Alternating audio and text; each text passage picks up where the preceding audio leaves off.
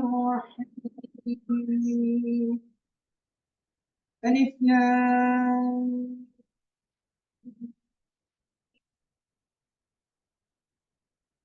الله لا إله إلا هو الحي القيوم نزل عليك الكتاب بالحق مصدقا لما بين يديه وأنزل التوراة والإنجيل من قبل هدى للناس وأنزل الفرقان إن الذين كفروا بآيات الله لهم عذاب شديد والله عزيز ذو انتقام إن الله لا يخفى عليه شيء في الأرض ولا في السماء هو الذي يصوركم في الأرحام كيف يشاء لا إله إلا هو العزيز الحكيم صدق الله العلي العظيم. വിശുദ്ധ ഖുർആനിലെ സൂറത്ത് ആലി ഇംറാനിൽ നിന്നുള്ള ഏതാനും ആയത്തുകളാണ് ഇവിടെ പാരായണം ചെയ്തത്. നാം ഏതാനും മാസങ്ങളായി സൂറത്ത് ആലി ഇംറാൻ തജ്വീദ് നിയമപ്രകാരം പാരായണം ചെയ്ത് പഠിച്ചുകൊണ്ടിരിക്കുകയായിരുന്നു. 200 ആയത്തുകളുള്ള ഈ സൂറത്തിന്റെ പകുതി ഭാഗം നാം പിന്നിട്ട് കഴിഞ്ഞു. ആ സൂറത്ത് പൂർണ്ണമായും പഠിച്ചു കഴിയുമ്പോൾ ഇൻഷാ അല്ലാഹു തആല പതിവ് പോലെ നാം ഖുർആൻ പാരായണ മത്സരം നടത്തും. അതുപോലെ തന്നെ ഈ സൂറത്തിന്റെ ആശയം മനസ്സിലാക്കിക്കൊണ്ട് 5 പേരുള്ള ഗ്രൂപ്പുകളാക്കി തിരിച്ച് അതിൻ്റെ ക്വിസ് പ്രോഗ്രാമും നടത്തും. പക്ഷേ വിപുലമായ ആശയങ്ങളുള്ള ഖുർആനിലെ തന്നെ ഏറ്റവും വലിയ ഈ സൂറത്ത് ഒരുമിച്ച് പഠിച്ചുകൊണ്ട് അത് ഒരു മത്സരം നടത്തുക എന്നത് കുറച്ച് അധിക ഭാരമാണ് എന്ന് മനസ്സിലാക്കിക്കൊണ്ട് 2 ആക്കിക്കൊണ്ടാണ് ആ ഖുർആൻ ക്വിസ് മത്സരം നാം നടത്തുക. അപ്പോൾ 1 മുതൽ 100 വരെയുള്ള ആയത്തുകൾ ആസ്പദമാക്കിക്കൊണ്ടാണ് അടുത്ത മാസങ്ങളിലായി സെപ്റ്റംബർ ഒക്ടോബർ മാസങ്ങളിലായി ഇതിൻ്റെ മത്സരം നടക്കുക. പുരുഷന്മാരുടേത് സെപ്റ്റംബർ മാസമാണ് നടത്താൻ ഉദ്ദേശിക്കുന്നത്, സ്ത്രീകളുടേത് അത് ഒക്ടോബർ മാസത്തിലായിരിക്കും. അപ്പോൾ ഇവിടുന്ന് അങ്ങോട്ട് പരിമിതമായ 2-2.5-3 മാസമാണ് ബാക്കിയുള്ളത്. ഈ ഇത്രയും കാലം കൊണ്ട് ഒരു തീവ്ര യത്ന പരിശ്രമത്തിലൂടെ ഈ സൂറത്ത് ആലി ഇംറാനിൻ്റെ ആദ്യത്തെ 100 ആയത്തുകളുടെ ആശയം മനസ്സിലാക്കുകയാണ് ഉദ്ദേശം.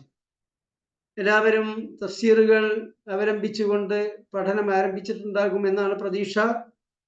അത് തുടങ്ങിയിട്ടില്ലാത്തവർ എത്രയും പെട്ടെന്ന് തുടങ്ങുക. പിന്നെ പലർക്കും തഫ്സീർ വായിച്ചിട്ട് പൂർണ്ണമായി മനസ്സിലാക്കാൻ സാധിക്കുന്നില്ല. അതുകൊണ്ട് ആശയ വിവരണ ക്ലാസ് ആവശ്യമാണ് എന്ന് പറഞ്ഞതിൻ്റെ അടിസ്ഥാനത്തിലാണ് നമ്മൾ ഈ ക്ലാസ് ഇവിടെ തുടങ്ങുന്നത്. പക്ഷേ 100 ആയത്തുകൾ നമുക്ക് ഏതാനും ക്ലാസ്സുകൾ കൊണ്ടൊരിക്കലും അതിൻ്റെ ആശയം മനസ്സിലാക്കാൻ വിവരിക്കാൻ സാധിക്കുകയില്ല.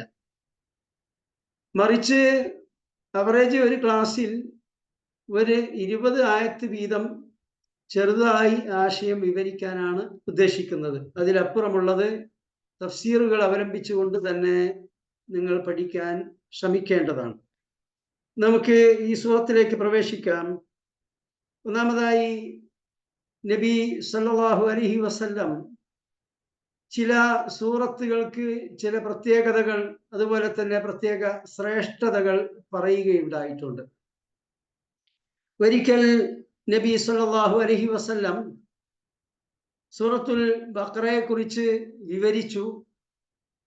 എന്നിട്ട് അല്പസമയം മൗനം അവലംബിച്ചു.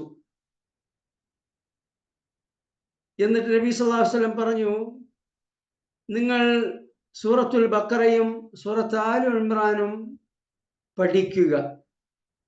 കാരണം ഫഇന്നഹുമാ അസ്സഹറവാൻ, അത് രണ്ടും രണ്ട് മനോഹര പുഷ്പങ്ങൾ പോലെയുള്ള മഹത്തായ സൂറത്തുകളാകുന്നു. യുളില്ലാനി സാഹിബഹുമാ യൗമൽ ഖിയാമ, ഈ രണ്ട് സൂറത്തുകളും സൂറത്തുൽ ബഖറയും ആലു ഇമ്രാനും അത് പാരായണം ചെയ്യുകയും പഠിക്കുകയും ആശയം മനസ്സിലാക്കുകയും ഒക്കെ ചെയ്തവർക്ക് നാളെ ഖിയാമത്ത് നാളിൽ മഹ്ശറ വൻസഭയിൽ തണലിടുന്നതാണ്, നിഴൽ ഇടുന്നതാണ്. കഅന്നഹുമാ ഗമാമതാനി ഔ ഗയായതാനി ഔ ഫുർഖാൻ മിൻ ത്വയ്രിൻ സവാഫ്, അത് രണ്ട് മേഘക്കുടകൾ പോലെ, അതല്ലെങ്കിൽ ചിറക് വിരിച്ച രണ്ട് പക്ഷികളെ, രണ്ട് ഇരു ചിറകുകൾ വിരിച്ച പക്ഷികളെ പോലെ ഈ സൂറത്തുകൾ പാരായണം ചെയ്ത് പഠിച്ചവർക്ക് നാളെ മഹ്ശറ വൻസഭയിൽ ഖിയാമത്ത് നാളിൽ അത് തണലായി നിഴലായി വരുന്നതാണ് എന്ന് നബി സ്വല്ലല്ലാഹു അലൈഹി വസല്ലം പറയുകയുണ്ടായി.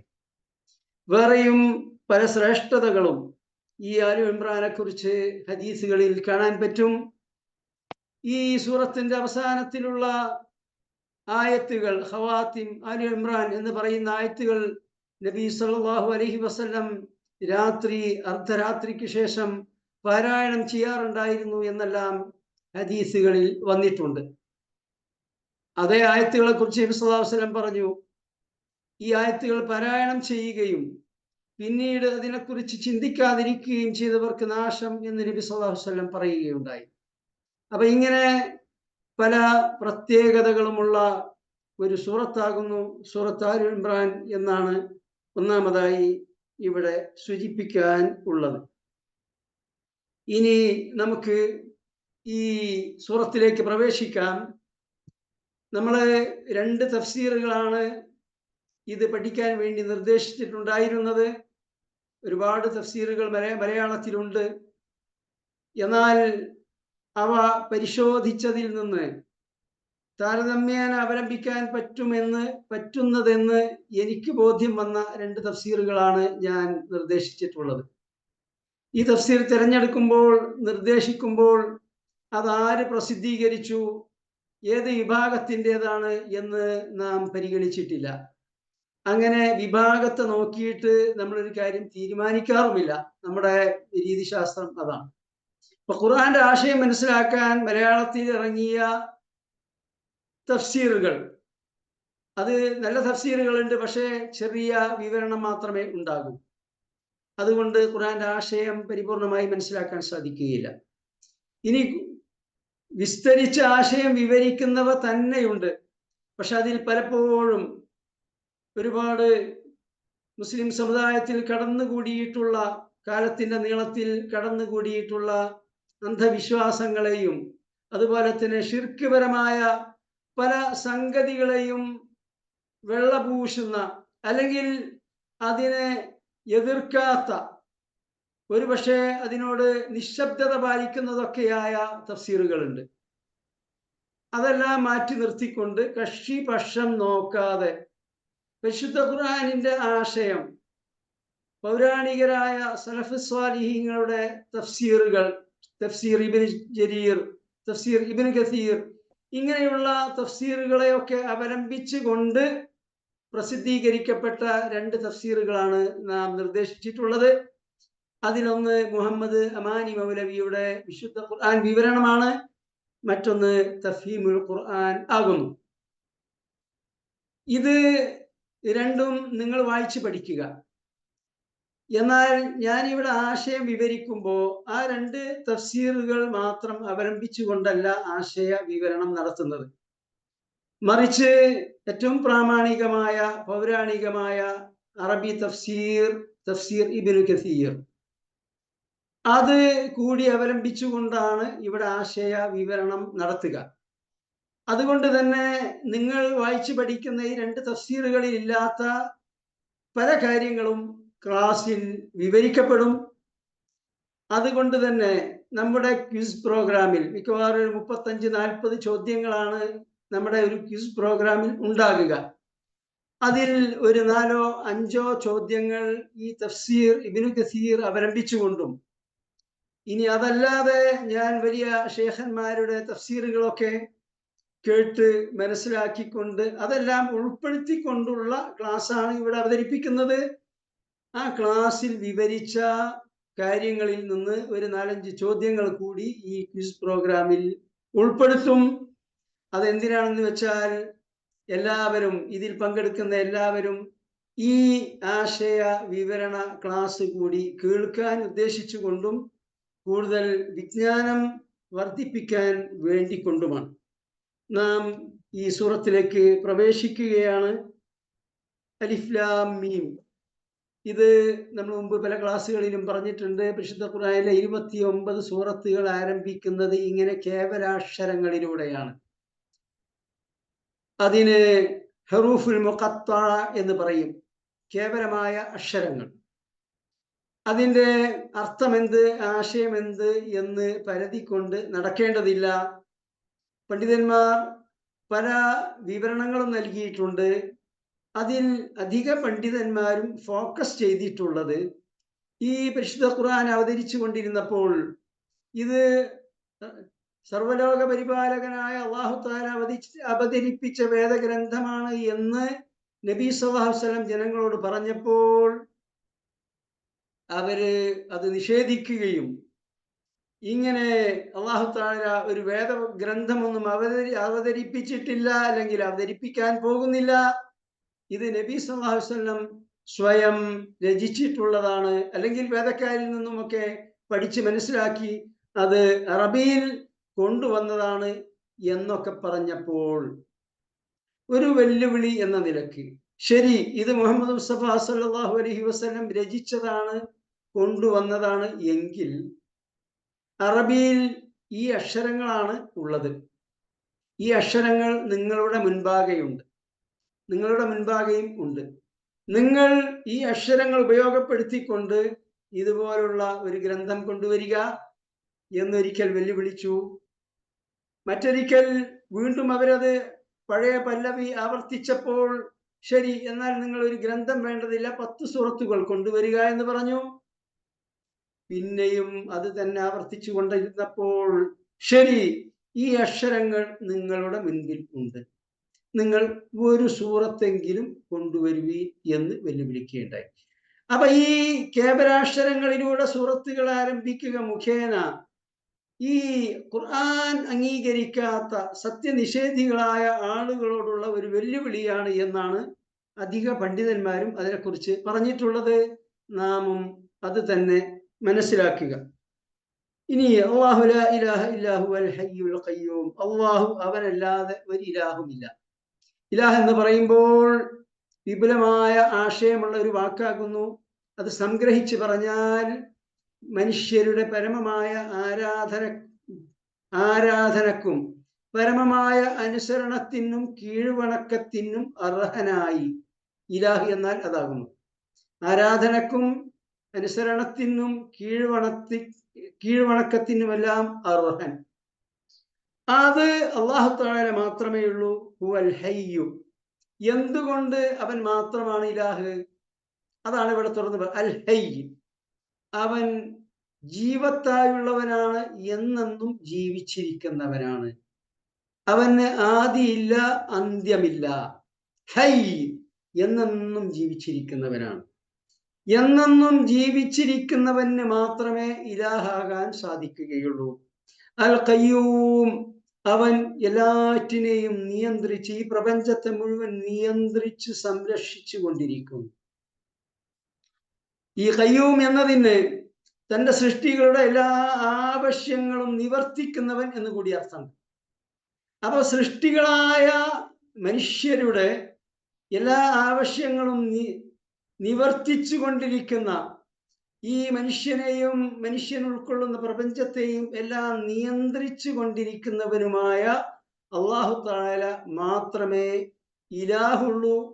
അവന് മാത്രമേ ഇലാഹായിരിക്കുവാൻ സാധിക്കുകയുള്ളൂ.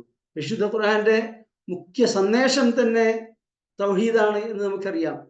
പരിശുദ്ധ ഖുർആന്റെ മുഖ്യ സന്ദേശം, മുഖ്യ പ്രമേയം എന്താണെന്ന് ചോദിച്ചാൽ വൺ വേർഡ് ആൻസർ തൗഹീദ് എന്നാകുന്നു. തൗഹീദ് സമർത്ഥിക്കുവാൻ, അത് പഠിപ്പിക്കുവാൻ വേണ്ടിയാകുന്നു പരിശുദ്ധ ഖുർആൻ അവതരിച്ചിട്ടുള്ളത്, എല്ലാ പ്രവാചകന്മാരും നിയോഗിക്കപ്പെട്ടിട്ടുള്ളത്. നസ്സല അലൈക്കൽ കിതാബ ബിൽ ഹഖ്, താങ്കളുടെ മേൽ അല്ലാഹു തആല സത്യസമേതം ഈ വേദഗ്രന്ഥം ഖുർആൻ അവതരിപ്പിച്ചിരിക്കുന്നു. ഈ പരിശുദ്ധ ഖുർആൻ പരിപൂർണമായി സത്യമാണ്. അതിൽ പറയുന്ന എല്ലാം തന്നെ പരിപൂർണ സത്യങ്ങളാകുന്നു. സത്യവിരുദ്ധമായ യാതൊന്നും പരിശുദ്ധ ഖുർആനിൽ കാണാൻ സാധിക്കുകയില്ല. മുസദ്ദിഖൻ ലിമാ ബൈന യദൈഹി, അതാവട്ടെ നബി സല്ലല്ലാഹു അലൈഹി വസല്ലം അന്ത്യപ്രവാചകനാണ്. നബി സല്ലല്ലാഹു അലൈഹി വസല്ലം നിയോഗിക്കപ്പെടുന്നതിന്റെ മുൻപ് നിയോഗിക്കപ്പെട്ട എല്ലാ പ്രവാചകന്മാരുടെ സന്ദേശങ്ങളെയും എല്ലാ വേദഗ്രന്ഥങ്ങളെയും സത്യപ്പെടുത്തിക്കൊണ്ടാണ് അവതരിപ്പിക്കപ്പെട്ടിട്ടുള്ളത്. ഈ ഖുർആൻ മുൻകഴിഞ്ഞ ഏതെങ്കിലും പ്രവാചകന്മാരെയോ ഏതെങ്കിലും വേദഗ്രന്ഥങ്ങളെയോ നിഷേധിക്കുന്നില്ല എന്ന് മാത്രമല്ല, അവയെല്ലാം അവയിലുള്ളതിനെയെല്ലാം സത്യപ്പെടുത്തിക്കൊണ്ടാണ് ഈ പരിശുദ്ധ ഖുർആൻ അവതരിച്ചിട്ടുള്ളത്. ഇതിനു മുൻപ് അല്ലാഹു തആല തൗറാത്ത് അവതരിപ്പിച്ചു, ഇഞ്ചീലും അവതരിപ്പിച്ചു. നമുക്കറിയാം, തൗറാത്ത് മൂസാ നബി അലൈഹിസ്സലാമിന് അവതരിപ്പിക്കപ്പെട്ട ഗ്രന്ഥമാണ്. 3000 വർഷം മുൻപാണ് മൂസാ നബിയുടെ ജീവിത കാലഘട്ടം. ഇഞ്ചീൽ ഈസാ നബി അലൈഹിസ്സലാമിന് അവതരിപ്പിക്കപ്പെട്ടിട്ടുള്ളതാണ്. 2000 വർഷം മുമ്പാണ് ഈസാ നബി അലൈഹിസ്സലാമിന്റെ കാലഘട്ടം. ഇവിടെ 2 വേദഗ്രന്ഥങ്ങളുടെ കാര്യം പ്രത്യേകം എടുത്തു പറഞ്ഞു. കാരണം ലോകത്ത് ഇന്ന് അറിയപ്പെടുന്ന വേദ ഗ്രന്ഥങ്ങളാകുന്നു അത്. അഥവാ ഈ 2 വേദഗ്രന്ഥങ്ങളുടെ അനുയായികൾ എന്നറിയപ്പെടുന്ന ഒരു വലിയ ജനസമൂഹം ലോകത്ത് ജീവിച്ചിരിക്കുന്നു. അതുകൊണ്ട് അത് പ്രത്യേകം എടുത്തു പറഞ്ഞു എന്ന് മാത്രം. എന്നാൽ അനേകം വേദഗ്രന്ഥങ്ങൾ കാലത്തിന്റെ നീളത്തിൽ അല്ലാഹു തആല അവതരിപ്പിച്ചിട്ടുണ്ട്.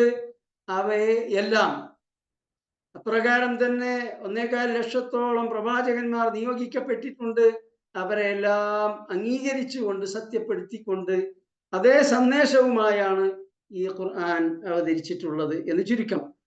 മിൻ ഖബ്ൽ ഹുദൽ ലിന്നാസ്, എന്തിനു വേണ്ടിയാണ് ഈ വേദഗ്രന്ഥങ്ങൾ അല്ലാഹു തആല അവതരിപ്പിച്ചത്? ഹുദൽ ലിന്നാസ്, ജനങ്ങൾക്ക് നേർമാർഗം, സന്മാർഗം കാണിക്കുന്നതിന് വേണ്ടി, അവർക്ക് ഗൈഡൻസ് നൽകുന്നതിന് വേണ്ടി.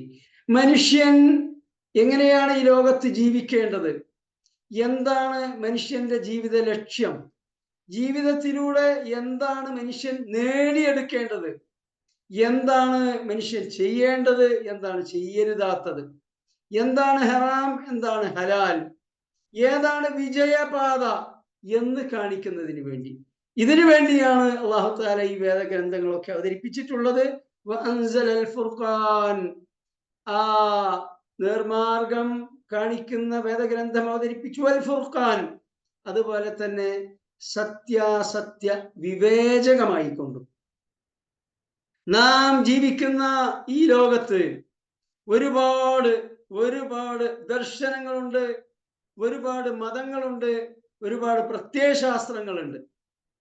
ഇതിൽ ഏതാണ് ശരി, ഏതാണ് തെറ്റ്, ഏതാണ് സ്വീകരിക്കാവുന്നത്, ഏതാണ് തള്ളേണ്ടത്, എന്താണ് ഹറാം, എന്താണ് ഹലാൽ, ഏതാണ് ധർമ്മം, ഏതാണ് അധർമ്മം, ഏതാണ് വിജയപാത, ഏതാണ് പരാജയപാത, ഇതെല്ലാം വേർതിരിച്ച് മനസ്സിലാക്കാൻ ഉതകുന്ന വേദഗ്രന്ഥമാണ് അല്ലാഹു തആല അവതരിപ്പിച്ചിട്ടുള്ളത്.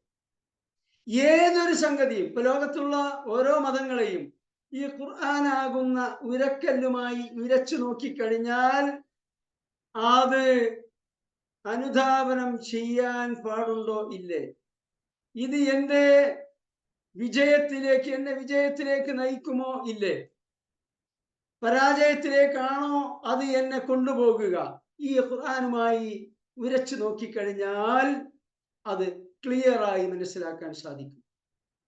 അപ്രകാരം തന്നെ ഒരുപാട് പ്രത്യയശാസ്ത്രങ്ങളുണ്ട്, ഇവിടെ ഒരുപാട് ജീവിത വീക്ഷണങ്ങളുണ്ട്. ഇതെല്ലാം ഇതുമായി ഉരച്ചു നോക്കാൻ സാധിക്കും.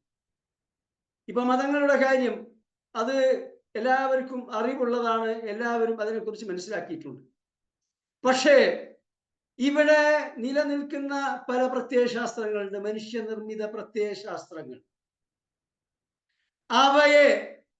അവയുടെ ദർശനങ്ങളുടെ അവയെ എന്തിനു വേണ്ടി നിലകൊള്ളുന്നു, എന്താണ് അവർ ഈ ലോകത്ത് സ്ഥാപിക്കാൻ പോകുന്നത് എന്ന് മനസ്സിലാക്കിക്കൊണ്ട് ഈ ഖുർആനുമായി ഉരച്ചു നോക്കിയിട്ട് ഒരു മുസ്ലിമായ മനുഷ്യന് നമുക്ക് അതുമായി ഇടപെടാൻ പറ്റുമോ, അതിൽ ചേർന്ന് പ്രവർത്തിക്കാൻ പറ്റുമോ, അതിനു വേണ്ടി നിലകൊള്ളാൻ പറ്റുമോ എന്ന് ഉരച്ച് നോക്കേണ്ടതുണ്ട്.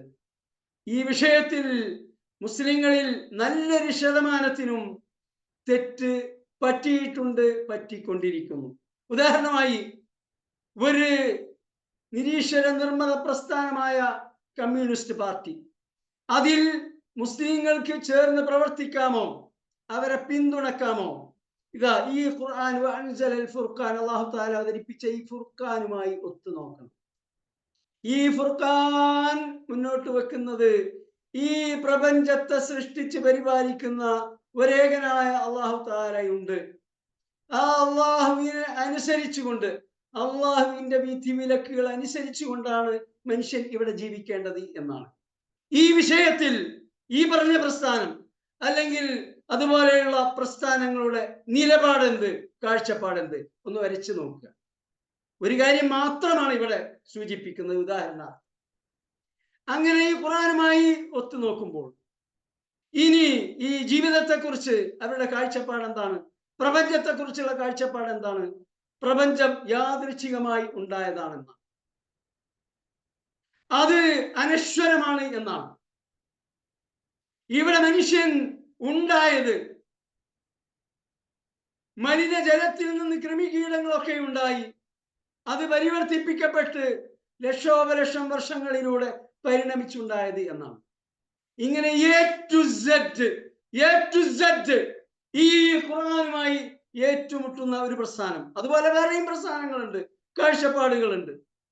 അവയൊക്കെ ഈ ഖുർആനുമായി ഉരച്ചുകൊണ്ട് ശരിയോ തെറ്റോ, സത്യമോ അസത്യമോ എന്ന് മനസ്സിലാക്കാൻ സാധിക്കും. അതിനു വേണ്ടിയാണ് അല്ലാഹു തആല ഈ ഖുർആൻ അവതരിപ്പിച്ചത്. ഈ ഖുർആൻ കയ്യിലുണ്ടായിരിക്കെ ഈ വക ജീവിത വീക്ഷണങ്ങളുമായി, ഈ വക പ്രത്യയശാസ്ത്രങ്ങളുമായി സഹകരിച്ച് അവർക്ക് വേണ്ടി സിന്ദാബാദ് വിളിച്ചുകൊണ്ട് ജീവിക്കുന്ന മുസ്ലിങ്ങൾ ഉണ്ടെങ്കിൽ, ഒന്നുകിൽ അവർക്ക് പരിശുദ്ധ ഖുർആൻ അറിയുകയില്ല, ഇസ്ലാം അറിയുകയില്ല, അല്ലെങ്കിൽ അവർ ഈ സിന്ദാബാദ് വിളിച്ചുകൊണ്ടിരിക്കുന്ന ഈ പ്രസ്ഥാനം അവർക്കറിയുകയില്ല. രണ്ടായാലും വലാലത്തിലൂടെയാണ് അവരുടെ ജീവിതം. ഒരിക്കലും ഈ ഖുർആൻ വാഗ്ദാനം ചെയ്ത വിജയപാതയിലേക്ക്, സ്വർഗത്തിലേക്ക് അവർക്ക് എത്താൻ സാധിക്കുകയില്ല. അല്ലാഹു തആല തുടർന്ന് പറയുന്നു, ഇന്നല്ലദീന കഫറൂ, സത്യനിഷേധികളായ ആളുകൾ. ഇവിടെ ഖുർആനെ കുറിച്ചാണ് പറയുന്നത്, ഈ ഖുർആൻ കൊണ്ടുവന്ന നബിയെ കുറിച്ചാണ് പറയുന്നത്, ഇവിടെ ഏകനായ അള്ളാഹുവിനെ കുറിച്ചാണ് പറയുന്നത്. അള്ളാഹുവിനെ നിഷേധിക്കുക, അല്ലാഹു തആല അവതരിപ്പിച്ച ഈ വേദഗ്രന്ഥത്തെ നിഷേധിക്കുക, ഇത് കൊണ്ടുവന്ന നബി സല്ലല്ലാഹു അലൈഹി വസല്ലമയെ നിഷേധിക്കുക. അങ്ങനെയുള്ളവർ, ഇന്നല്ലദീന കഫറൂ ബിആയാത്തില്ലാഹ്, അള്ളാഹുവിന്റെ ഈ ദൃഷ്ടാന്തങ്ങൾ അത്രയും നിഷേധിക്കുന്നവർ, ലഹും അദാബുൻ ശദീദ്, അവർക്ക് കഠിനമായ ശിക്ഷയാണുള്ളത്. വല്ലാഹു അസീസുൻ, അല്ലാഹു തആല പ്രതാപശാലിയാകുന്നു, അസീസാകുന്നു. അസീസ് എന്നാൽ അള്ളാഹുവിന്റെ 99 അസ്മാഉൽ ഹുസ്നയിൽപ്പെട്ട ഒരു വിശിഷ്ട നാമമാകുന്നു. അസീസ് എന്നാൽ പ്രതാപശാലി എന്ന് മലയാളത്തിൽ അർത്ഥം പറയും. ഒരിക്കലും അതിന്റെ ആശയം ആ വാക്ക് സ്ഫുരിപ്പിക്കുന്നില്ല. അതിന്റെ സംഗ്രഹം മുഫസ്സിരീങ്ങൾ നൽകിയിട്ടുള്ളത്, ആരാലും തോൽപ്പിക്കപ്പെടാത്തവനും എല്ലാറ്റിനെയും അതിജയിക്കുകയും ചെയ്യുന്നവൻ, ഇതാണ് അസീസ്. അപ്പൊ അല്ലാഹു തആല ഈ വേദഗ്രന്ഥം അവതരിപ്പിച്ചു, പ്രവാചകന്മാരെ നിയോഗിച്ചു, എന്നിട്ട് ഇതനുസരിച്ച് ജീവിച്ചാൽ അവർക്ക് ഇരുലോക വിജയമുണ്ടെന്ന് പറഞ്ഞു, അവർക്ക് നാളെ പാരത്രിക ലോകത്ത് സ്വർഗമുണ്ടെന്ന് പറഞ്ഞു. ഇതാണ് അല്ലാഹു സുബ്ഹാനഹു വ തആലയുടെ പ്രഖ്യാപിത നിലപാട്, പ്രഖ്യാപിത നയം. ഇത് തള്ളിക്കളഞ്ഞുകൊണ്ട് ഇവിടെ ജീവിക്കുന്നവർ, ഇതിന് വിരുദ്ധമായ ഇസങ്ങൾ കൊണ്ട് നടക്കുന്നവർ, അവർ അല്ലാഹു തആലയെ തോൽപ്പിക്കുകയില്ല. അവർക്ക് അല്ലാഹുവിനെ അതിജയിക്കാൻ സാധിക്കുകയില്ല. വല്ലാഹു അസീസ്, അല്ലാഹു തആല ആരാലും തോൽപ്പിക്കപ്പെടാത്തവനാണ്. ദുൻതിഖാം, പ്രതികാരം ചെയ്യുന്നവനാണ്. എല്ലാവർക്കും അല്ലാഹു തആലാന്റെ സിഫത്തുകള്, അല്ലാഹു തആലാന്റെ ഗുണവിശേഷങ്ങള്, അല്ലാഹു തആലാന്റെ അസ്മാഉൽ ഹുസ്ന, ഇതൊക്കെ പറയുമ്പോ പറയാ റഹ്മാനാണ്, റഹീമാണ്, ഗഫൂറാണ്. റഹ്മാനാണ്, റഹീമാണ്, ഗഫൂറാണ്. അല്ലാഹു തആലാക്ക് ഒരു റഹ്മാനും റഹീമും മാത്രമല്ല സിഫത്തുള്ളത്, ഒരു ഗഫൂർ മാത്രമല്ല അല്ലാഹു തആലാക്ക് സിഫത്തുള്ളത്. 99 വിശിഷ്ട നാമങ്ങളുണ്ട്. അതിൽപ്പെട്ടതാണ് ദുൻതിഖാം. അല്ലാഹു തആല പ്രതികാരം ചെയ്യുന്നവനാണ്. അല്ലാഹു സുബ്ഹാനഹു വ തആല മനുഷ്യരെ സൃഷ്ടിച്ചു. അവർക്ക് വേണ്ട എല്ലാ സംവിധാനങ്ങളും സൗകര്യങ്ങളും ഒരുക്കി. ഈ ഭൂമുഖത്തുള്ള എല്ലാ മനുഷ്യന് വേണ്ടിയാണ് അല്ലാഹു തആല സൃഷ്ടിച്ചത്. നാം പല ഒരു ഉദാഹരണത്തിലൂടെ പറഞ്ഞതാണ്. മനുഷ്യരുടെ സുപ്രഭാതത്തിൽ ഈ ഭൂമുഖത്ത് നിന്ന് അങ്ങ് നിഷ്ക്രമിച്ചു എന്ന് കരുതി 800 കോടി ജനങ്ങൾ നാളെ രാവിലെ ഇല്ല. ഈ ഭൂഗോളത്തിനോ ഈ ഭൂഗോളത്തിലുള്ള സസ്യലതാദികൾക്കോ ജീവജാലങ്ങൾക്കോ ഇവിടുത്തെ പ്രാപഞ്ചിക പ്രതിഭാസങ്ങൾക്കോ ഒരു പോറലും ഏൽക്കൂല. എല്ലാം അതുപോലെ നിലനിൽക്കും. മനുഷ്യർ ഇവിടെ വരുന്നതിന് മുൻപും ഇതിവിടെ ഉണ്ടായിരുന്നു. മനുഷ്യർ നവാഗതരാണ്. അതിൻ്റെയും എത്രയോ ലക്ഷം വർഷങ്ങൾക്ക് മുമ്പ് ഈ ഭൂമി ഇതുപോലെ ഇവിടെ ഉണ്ട്. എന്നാൽ ഈ പറഞ്ഞ സസ്യലതാദികളും ജന്തുമൃഗാദികളും ഒന്നും ഇവിടെ ഇല്ല എന്ന് കരുതുക. മനുഷ്യർക്ക് ഇവിടെ ജീവിക്കാൻ സാധിക്കുമോ? ഇല്ല. മനുഷ്യർക്ക് ആഹാരം കഴിക്കാൻ പഴങ്ങളും പച്ചക്കറികളും ഫലമൂലാദികളും ആവശ്യമാണ്. അവർക്ക് മാംസം കഴിക്കാൻ ഇവിടെ കാലികൾ ആവശ്യമാണ്. അവർക്ക് സഞ്ചരിക്കാൻ ഇവിടെ ഒട്ടകവും കുതിരയും അതുപോലെയുള്ള സംഗതികളും ആവശ്യമാണ്. മനുഷ്യർക്ക് ആഹരിക്കാൻ കടലും കടലിലുള്ള മത്സ്യങ്ങളും ആവശ്യമാണ്. അഥവാ ഈ ഭൂമുഖത്തുള്ള എല്ലാം അല്ലാഹു തആല സൃഷ്ടിച്ചിട്ടുള്ളത്, ഒരുക്കി വെച്ചിട്ടുള്ളത് മനുഷ്യർക്ക് വേണ്ടിയാണ്. എന്നിട്ട് അല്ലാഹു തആല വമാ ഖലഖ്തുൽ ജിന്ന വൽ ഇൻസ ഇല്ലാ ലിയഅ്ബുദൂൻ, അല്ലാഹു തആലക്ക് ഇബാദത്ത് ചെയ്യാൻ വേണ്ടിയാണ് നിങ്ങളെ സൃഷ്ടിച്ചിട്ടുള്ളത് എന്ന് അല്ലാഹു തആല അവന്റെ വേദഗ്രന്ഥത്തിലൂടെ പ്രവാചകന്മാരിലൂടെ പഠിപ്പിക്കുകയും ചെയ്തു. എന്നിട്ട് അല്ലാഹു തആലയെ ഇബാദത്ത് ചെയ്യാത്തതോ പോകട്ടെ, അല്ലാഹു തആലയെ അംഗീകരിക്കുന്നത് തന്നെയില്ല. അല്ലാഹു തആലയെ നിഷേധിക്കുകയാണ്. അരിയും തിന്നു, ആശാരിച്ചിയെയും കടിച്ചു, പിന്നെയും നായ മുരളുന്നു എന്ന സ്വഭാവമുള്ള ധിക്കാരത്തിന്റെ കാതലായ മനുഷ്യർ, അവരോട് ദുൻതിഖാം, അല്ലാഹു തആല പ്രതികാരം ചെയ്യുന്നവനാണ്. ഈ അസ്മാഉൽ ഹുസ്നയും വേണം പഠിക്കുക, അതും വേണം പഠിക്കുക. അപ്പോൾ അല്ലാഹു തആലയെ തോൽപ്പിക്കാൻ ആർക്കും സാധ്യമല്ല. ഇവിടെ അല്ലാഹു തആലാന്റെ കൽപ്പനയ്ക്ക് വിരുദ്ധമായി, ഹിതത്തിന് വിരുദ്ധമായി അല്ലാഹു തആലയെ വെറുപ്പിക്കുന്ന കാര്യങ്ങൾ, പാപകർമ്മങ്ങൾ ചെയ്തുകൊണ്ട് ഇവിടെ ജീവിക്കുന്നവർ അസീസ്, അവർക്ക് അല്ലാഹു തആലയെ തോൽപ്പിക്കാൻ സാധിക്കുകയില്ല. അല്ലാഹുവിനെ അതിജയിക്കാൻ സാധിക്കുകയില്ല. അല്ലാഹുവിന്റെ തീരുമാനങ്ങൾ അത് അതിജയിക്കുക തന്നെ ചെയ്യും. അല്ലാഹു തആല അതിവിടെ നടപ്പാക്കുക തന്നെ ചെയ്യും. അല്ലാഹു തആല അത്തരക്കാരോട് പ്രതികാരം ചെയ്യും. ഇന്നല്ലാഹ ലാ യഖ്ഫാ അലൈഹി ശൈഉൻ ഫിൽ അർദി വലാ ഫിസ് സമാ, ഈ ഭൂമുഖത്ത് യാതൊരു കാര്യവും, ഈ പ്രപഞ്ചത്തിൽ തന്നെ, ഭൂമിയിലാവട്ടെ വലാ ഫിസ് സമാ, ആകാശലോകത്താട്ടെ, ഈ പ്രപഞ്ചത്തിലെവിടെയും യാതൊരു കാര്യവും അല്ലാഹുവിൽ നിന്ന് മറഞ്ഞിരിക്കുന്നില്ല. അഥവാ അല്ലാഹു തആല കാണാത്തതും കേൾക്കാത്തതും അറിയാത്തതുമായി ഈ പ്രപഞ്ചത്തിൽ ഒരു സംഗതിയുമില്ല. അല്ലാഹു തആല ആലിമുൽ ഗൈബി വശഹാദ, ദൃശ്യവും അദൃശ്യവും ആയ എല്ലാ കാര്യങ്ങളും അറിയുന്നവനാകുന്നു. ഹുവല്ലദീ യുസവ്വിറുകും ഫിൽ അർഹാമി കൈഫ യശാ, അവനാകുന്നു നിങ്ങളുടെ മാതാക്കളുടെ ഗർഭാശയത്തിൽ വെച്ച് അവൻ ഉദ്ദേശിക്കുന്ന വിധം, അവൻ ഇച്ഛിക്കുന്ന വിധം നിങ്ങളെ സൃഷ്ടിച്ചത്. മനുഷ്യൻ വളരെ അങ്ങെത്തിക്കഴിഞ്ഞു. മനുഷ്യൻ പുരോഗമിച്ച് എവിടെയോ എത്തി എന്നൊക്കെ ഊറ്റം കൊള്ളാറുണ്ട്.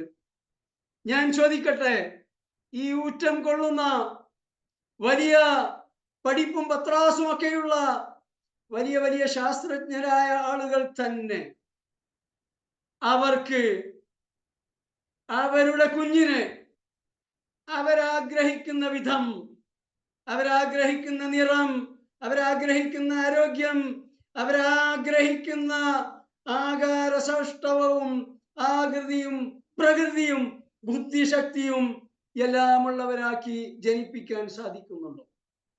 ഉണ്ടെങ്കിൽ എല്ലാവരും അത് ചെയ്യുമല്ലോ.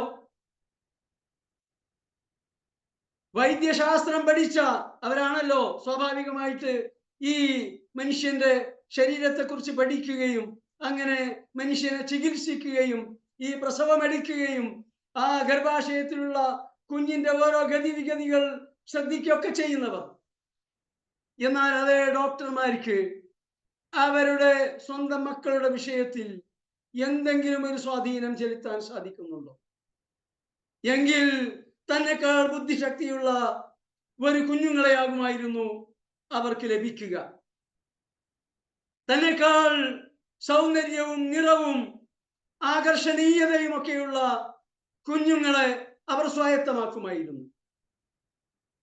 എന്നാൽ എത്ര തന്നെ മനുഷ്യൻ പുരോഗമിച്ചാലും എവിടെ എത്തിയാലും ഏത് വലിയ ശാസ്ത്ര സാങ്കേതിക വിദ്യ കരസ്ഥമാക്കിയാലും അല്ലാഹു സുബ്ഹാനഹു വ തആലയാകുന്നു ഗർഭാശയത്തിൽ ഹുവല്ലദീ യുസവ്വിറുക്കും, അവനാകുന്നു രൂപകൽപ്പന നടത്തുന്നത്.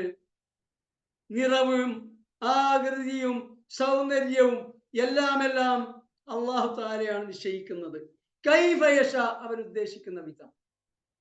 യാതൊരു സ്വാധീനവും മനുഷ്യനില്ല, യാതൊരു സ്വാധീനവും മനുഷ്യനില്ല. എത്രയോ പേരുണ്ട് പെൺകുട്ടികൾ മാത്രമേ ഉണ്ടാവുള്ളൂ, ആൺകുട്ടികളെ കിട്ടണമെന്ന ആഗ്രഹം. വേറെ എത്രയോ പേരുണ്ട് 2-3 ആൺകുട്ടികളാണ്, 4ാമത്തേത് ഒരു പെൺകുട്ടിയായി കിട്ടണം. കിട്ടുന്നുണ്ടോ? കിട്ടൂല. അതുപോലെ തന്നെ വിവാഹ കമ്പോളത്തിൽ ഈ ഹൈറ്റ് വലിയൊരു വിഷയമാണ്. മുമ്പൊന്നുമില്ലാത്ത വിധം തൻ്റെ മകൻ കുറച്ച് ഹൈറ്റുള്ള ആളായിരിക്കണം, ഹൈറ്റും വെയിറ്റും ഉള്ള ആളായിരിക്കണം. തീരുമാനിക്കാൻ പറ്റുമോ? വെയിറ്റ് ഒരു പക്ഷേ ജനിച്ച് കുറച്ചാണ് കഴിഞ്ഞിട്ട് കുറെ തിന്നാൻ കൊടുത്തിട്ട് ചിലപ്പോൾ സാധിച്ചേക്കും.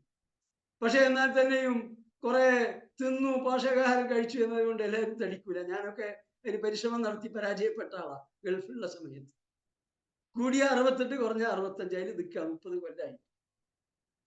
ഇതൊന്നും മനുഷ്യന്റെ കയ്യിൽപ്പെട്ടതല്ല. അതിലൊരളവോളൊക്കെ പരിശ്രമിച്ചാൽ സാധിച്ചേക്കും. പക്ഷെ ഈ ഗർഭാശയത്തിൽ മനുഷ്യ സൃഷ്ടിപ്പിന്റെ പ്രക്രിയ നടക്കുന്നിടത്ത് യാതൊരു സ്വാധീനമില്ല. അല്ലാഹു ഉദ്ദേശിക്കുന്ന രൂപത്തിൽ മാത്രമാണ് നടക്കുന്നത്. ലാ ഇലാഹ ഇല്ലാ ഹുവൽ അസീസുൽ ഹകീം. യുക്തിമാനും പ്രതാപശാലിയുമായ അല്ലാഹു അല്ലാതെ ഇലാഹുമില്ല. ഇതൊക്കെ സൃഷ്ടി പ്രക്രിയ അല്ലാഹു തആലയാണ് നടത്തുന്നത്. അവൻ ഹകീം ആണ്. എന്ന് വെച്ചാൽ ഓരോരുത്തരുടെ ആകൃതിയും പ്രകൃതിയും ബുദ്ധിശക്തിയും കാര്യങ്ങളും എല്ലാം ഇത് അല്ലാഹു തആല അല്ലാഹുവിന്റെ പ്രത്യേകമായ ഹിക്മത്ത് കൊണ്ട് അത് നിശ്ചയിക്കുകയാണ്. അതിലാർക്കും കൈകടത്താൻ സാധിക്കുകയില്ല. നാം ചിന്തിക്കും, എന്താണ് മനുഷ്യരിൽ കുറെ പേർ കറുത്തിട്ട്, കുറെ പേർ വെളുത്തിട്ട്, കുറെ പേർ ഇരുനിറം, ഒരേ മാതാപിതാക്കൾക്ക് തന്നെയുള്ള മക്കൾ വ്യത്യസ്തരാണ്. എന്തുകൊണ്ട്? നാം ചിന്തിച്ചിട്ടൊരു കാര്യമില്ല. ഹക്കീം അല്ലാഹു തആല യുക്തിമാനാകുന്നു. അവന്റെ യുക്തിയുടെ താല്പര്യം അനുസരിച്ച് അല്ലാഹു തആല തീരുമാനിക്കുന്നതാണ്. അതുകൊണ്ട് സൃഷ്ടാവായ സർവാധിരാജനായ എല്ലാ കാര്യങ്ങളും നിയന്ത്രിക്കുന്ന തീരുമാനിക്കുന്ന അല്ലാഹു തആലയുടെ മുൻപിൽ തലകുനിക്കുക, അള്ളാഹുവിന്റെ തീരുമാനങ്ങൾ, അള്ളാഹുവിന്റെ വിധിവിലക്കുകൾ അതനുസരിച്ചുകൊണ്ട് ജീവിക്കുക എന്നത് മാത്രമാണ് മനുഷ്യനെ സംബന്ധിച്ചിടത്തോളം അവലംബിക്കേണ്ടതായ മനുഷ്യന്റെ ഇരുലോക വിജയത്തിന് അവന് സ്വീകരിക്കാവുന്ന മാർഗം. ഇതാണ് പറഞ്ഞു വരുന്നത്. ഇനി ഹുവല്ലദീ അൻസല അലൈക്കൽ കിതാബ്, അവനാകുന്നു താങ്കളുടെ മേൽ ഈ പരിശുദ്ധ വേദഗ്രന്ഥം അവതരിപ്പിച്ചിട്ടുള്ളത്. മിൻഹു ആയാത്തും മുഹ്കമാത്ത്, ആ അവതരിപ്പിക്കപ്പെട്ട വേദഗ്രന്ഥത്തിൽ മുഹ്കമാത്തായ ആയത്തുകളുണ്ട്. വഉഖറു ഹുന്ന ഉമ്മുൽ കിതാബ്, ഈ മുഹ്കമാത്ത് എന്ന ആയത്താകുന്നു ഈ പരിശുദ്ധ വേദഗ്രന്ഥത്തിന്റെ ഖുർആനിന്റെ മുഖ്യ ഖണ്ഡം. അതാകുന്നു വേദഗ്രന്ഥത്തിന്റെ സാരാംശം. അതാകുന്നു ഈ പരിശുദ്ധ ഖുർആനിന്റെ അകക്കാമ്പ്. വഉഖറു മുതശാബിഹാത്ത്, എന്നാൽ മുഹ്കമാത്തല്ലാത്ത ചില ആയത്തുകളും വിശുദ്ധ ഖുർആനിലുണ്ട്. അത് മുത്തശാബിഹാത്താണ്. മുത്തശാബിഹാത്ത് എന്ന് പറഞ്ഞാൽ സദൃശമായ, അവ്യക്തമായ, വ്യക്തമായ ഒരു പിക്ചർ കിട്ടാത്ത ആയത്തുകൾ എന്നർത്ഥം. മുത്തശാബിഹാത്ത്. ഫഅമ്മല്ലദീന ഫീ ഖുലൂബിഹിം സയ്യുൻ, ഹൃദയത്തിൽ വക്രതയുള്ളവർ, നല്ല ശുദ്ധ മനസ്സല്ല, ഇതിൽ നിന്ന് സത്യം ഉൾക്കൊള്ളണം, എനിക്ക് ഗുണകരമായ, എൻ്റെ ജീവിതത്തിന് വെളിച്ചം നൽകുന്ന കാര്യങ്ങൾ ഇതിൽ നിന്ന് ഉൾക്കൊണ്ടുകൊണ്ട് എനിക്ക് ജീവിക്കണം എന്നൊക്കെയുള്ള നേരെ പോ എന്ന മനസ്സില്ലാത്ത, ഹൃദയത്തിൽ വക്രതയുള്ളതായ ആളുകൾ. ഫഅമ്മല്ലദീന ഫീ ഖുലൂബിഹിം സയ്യുൻ, ഹൃദയത്തിൽ വക്രതയുള്ളവരായ ആളുകൾ ഫയത്തബിഊന മാ തശാബഹ മിൻഹു ബിത്തിഗാഅൽ ഫിത്നതി വബിത്തിഗാഅ തഅവീലിഹി, അവർ ഈ മുഹ്കമാത്തൊക്കെ അങ്ങോട്ട് വിട്ടിട്ട് അവർ ഈ മുത്തശാബിഹാത്തായ ആയത്തിൽ കെട്ടിപ്പിണഞ്ഞുകൊണ്ട് അതിൻ്റെ ആശയങ്ങളും അതിൻ്റെ വ്യാഖ്യാനങ്ങളും എല്ലാം പരതിക്കൊണ്ട് അവരിങ്ങനെ പരിശ്രമങ്ങൾ നടത്തിക്കൊണ്ടിരിക്കും. എന്തിനു വേണ്ടി? ഇബ്തിഗാഅൽ ഫിത്ന, ഫിത്ന ആഗ്രഹിച്ചുകൊണ്ട്. അവർക്ക് ആവശ്യം ഈ പരിശുദ്ധ ഖുർആനിന്റെ ഹിദായത്ത് കരസ്ഥമാക്കുക, അങ്ങനെ അള്ളാഹുവിന്റെ തൃപ്തിയും പൊരുത്തവും കരസ്ഥമാക്കി നാളെ പാരത്രിക ലോകത്ത് സ്വർഗം ലഭിക്കുക. ഇതൊന്നുമല്ല അവരുടെ ലക്ഷ്യം. അവർ ഫിത്ന ഉദ്ദേശിച്ചുകൊണ്ട് സമൂഹത്തിൽ കുഴപ്പമുണ്ടാക്കുകയും അവിടെ തെറ്റിദ്ധാരണകൾ ഉണ്ടാക്കാനും അർത്ഥശങ്കക്കിടയുള്ള ഒരുപാട് കാര്യങ്ങളൊക്കെ പറഞ്ഞിട്ട് ആളുകളെ വഴിതെറ്റിക്കാനുമാണ് അവരുടെ ശ്രമം, ഫിത്ന ഉദ്ദേശിച്ചുകൊണ്ട്. എന്നാൽ ഇവര് ഈ പരിശ്രമിച്ചു കൊണ്ടിരിക്കുന്ന ഈ മുത്തശാബിഹാത്തായ ആയത്തുകൾ, അതിൻ്റെ ആശയം, അതിൻ്റെ പൊരുൾ, അതിൻ്റെ ആന്തരാർത്ഥം അത് അല്ലാഹു സുബ്ഹാനഹു വ തആലക്ക് മാത്രമേ അറിയൂ. അല്ലാഹു അല്ലാതെ ആർക്കും അതറിയുകയില്ല. വറാസിഖൂന ഫിൽ ഇൽമി, ഇൽമിൽ അടിയുറച്ചവരായ, നല്ല അഗാധ പാണ്ഡിത്യമുള്ളവരായ ആളുകൾക്കും ഒരളവോളം അത് മനസ്സിലാകും എന്ന് ഇവിടെ വിശദീകരിച്ച മുഫസ്സിരീങ്ങളുണ്ട്. നേരെ മറിച്ച് വമാ യഅലമു തഅവീലഹു ഇല്ലല്ലാഹ്, ഈ മുത്തശാബിഹാത്തായ ആയത്തുകളുടെ ആശയം, പൊരുൾ അല്ലാഹു തആല ഒഴികെ ആർക്കും അറിയുകയില്ല എന്നിടത്ത് അവസാനിപ്പിച്ചുകൊണ്ട് വറാസിഖൂന ഫിൽ ഇൽമി, ഇൽമിൽ അടിയുറച്ചവരായ പണ്ഡിതന്മാരാവട്ടെ യഖൂലൂൻ, അവർ പറയും, ആമന്നാ ബിഹി, നാം അതിൽ വിശ്വസിച്ചിരിക്കുന്നു, നാം മുഹ്കമാത്തിലും വിശ്വസിച്ചിരിക്കുന്നു, മുത്തശാബിഹാത്തിലും വിശ്വസിച്ചിരിക്കുന്നു. കുല്ലും മിൻ ഇൻദി റബ്ബിനാ, രണ്ടും നമ്മുടെ റബ്ബിൽ നിന്നുള്ളതാകുന്നു, അവൻ അവതരിപ്പിച്ചിട്ടുള്ളതാകുന്നു. വമാ യദ്ദക്കറു ഇല്ലാ ഉലുൽ അൽബാബ്, ബുദ്ധിമാന്മാരല്ലാതെ ഉറ്റാലോചിക്കുന്നില്ല. അപ്പോൾ ഈ മുത്തശാബിഹാത്തിൽ കെട്ടിപ്പിണയാതെ അതിൻ്റെ പൊരുൾ അല്ലാഹു സുബ്ഹാനഹു വ തആലക്ക് അറിയാം എന്ന് പറഞ്ഞുകൊണ്ട് മുഹ്കമാത്തായ ആയത്തുകൾ, അതാണ് ഈ വേദഗ്രന്ഥത്തിന്റെ സാരാംശം, അതാണ് അകക്കാമ്പ്, നാം ഫോളോ ചെയ്യേണ്ടത് അതാണ് എന്ന് മനസ്സിലാക്കിക്കൊണ്ട് അതിനെക്കുറിച്ചാണ് അവർ പറയുകയും വിവരിക്കുകയും ഒക്കെ ചെയ്യുക. മറ്റേത് അവര് അതിന്മേൽ വെറുതെ സമയം കളയുകയില്ല. ഇത്രയും പറയുമ്പോൾ ഒരു പക്ഷേ ചിലർക്കെങ്കിലും ഒരു സംശയം വരും, എന്നാൽ പിന്നെ എന്തിനാണ് ഈ മുത്തശാബിഹാത്ത് എന്ന ഒരായത്തുകൾ ഖുർആനിൽ ഉള്ളത്? എന്തിനാണ് അല്ലാഹു തആല അത് അവതരിപ്പിച്ചത്? അതുപോലെ തന്നെ മുഹ്കമാത്ത് എന്ന് പറയുമ്പോൾ എന്താണ് ഉദ്ദേശിക്കുന്നത്? എന്താണ് അതിൻ്റെ ഒരു ഉദാഹരണം എന്ന് ഒരു പക്ഷേ നാം ചിന്തിച്ചേക്കും. ഇവിടെ അബ്ദുല്ലാഹി ഇബ്നു അബ്ബാസ് റളിയല്ലാഹു അൻഹു നിവേദനം ചെയ്ത ഒരു ഹദീസിൽ മുഹ്കമാത്തിനുള്ള ഉദാഹരണമായി പറഞ്ഞത് സൂറത്ത് അൻആം 151 ആയത്ത്. വിശുദ്ധ ഖുർആനിൽ മുഹ്കമാത്തായ ആയത്തുകൾ ഉണ്ടെന്ന് പറഞ്ഞല്ലോ. അതിന്റെ ഉദാഹരണമായിക്കൊണ്ട് ഇബ്നു അബ്ബാസ് റളിയല്ലാഹു അൻഹു സൂറത്ത് അൻആമിലെ 151 ആയത്ത് പറഞ്ഞു. ഖുൽ നബിയെ താങ്കൾ പറയുക, താഴാലോ നിങ്ങൾ മുന്നോട്ട് വരിക. മാ ഖുൽ താഴാലോ അത്ലു മാ ഹറമ റബ്ബുക്കും അലൈക്കും. നിങ്ങൾക്ക് നിങ്ങളോട് അല്ലാഹു സുബ്ഹാനഹു വ തആല എന്തെന്നാണ് കൽപ്പിക്കുന്നത്, എന്താണ് അല്ലാഹു തആല നിങ്ങളോട് വിരോധിക്കുന്നത്, നിങ്ങൾ എന്താണ് ചെയ്യേണ്ടത്, എപ്രകാരമാണ് ജീവിക്കേണ്ടത് എന്ന് നബിയെ താങ്കൾ അവർക്ക് പറഞ്ഞു കൊടുക്കുക എന്ന് പറഞ്ഞുകൊണ്ട് തുടർന്ന് പറയുന്നത് ഹറാമായ കാര്യങ്ങളാണ്. ആദ്യം പറയും അല്ലാ തുശ്രികൂ ബിഹി ശൈഅൻ, അല്ലാഹുവിൽ ശിർക്ക് ചെയ്യാതിരിക്കുക. സബഉൽ മൂബിഖാത്തിൽ ഏറ്റവും ഗുരുതരമായ 1-ാം സ്ഥാനത്തുള്ളതാണ്. ഇനി അത് ഹറാമാണെങ്കിൽ അടുത്തത് കൽപ്പനയാണ്.